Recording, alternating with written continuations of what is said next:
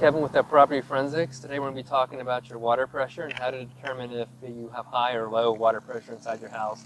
Low being below 40 psi, high being above 80 psi. If you have water pressure below 40 psi, the symptoms that you'll experience is low water pressure at your faucets. And how to remedy that would be to make sure that your gate valve is open all the way at the service line, or if you're on a well, check the pump to see if it's working properly. If it's above 80 psi, the risk of it being above 80 psi is the O-rings cannot handle that type of pressure and it might burst at the faucets, causing your house to flood. To remedy that piece would be to install a pressure regulator. The way we're going to test is basically install one of these devices. You can buy them at your local hardware store, probably about 10 to 15 bucks. Screw it on, turn on the water.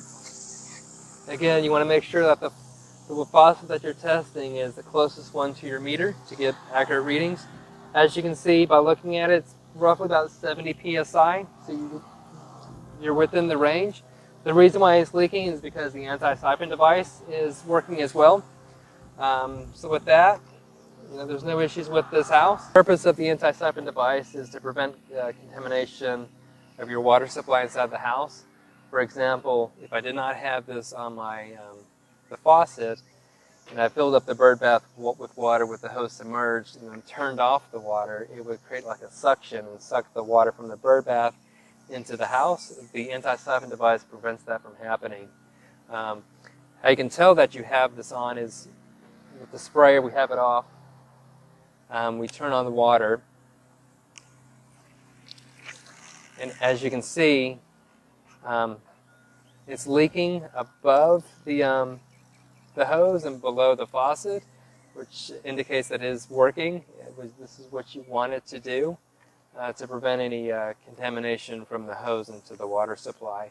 Another way that you can look to see if you have an anti-siphon device is on the side of the device itself. It says anti-siphon. You can pick these up at your local hardware store and then install them relatively cheap and easy.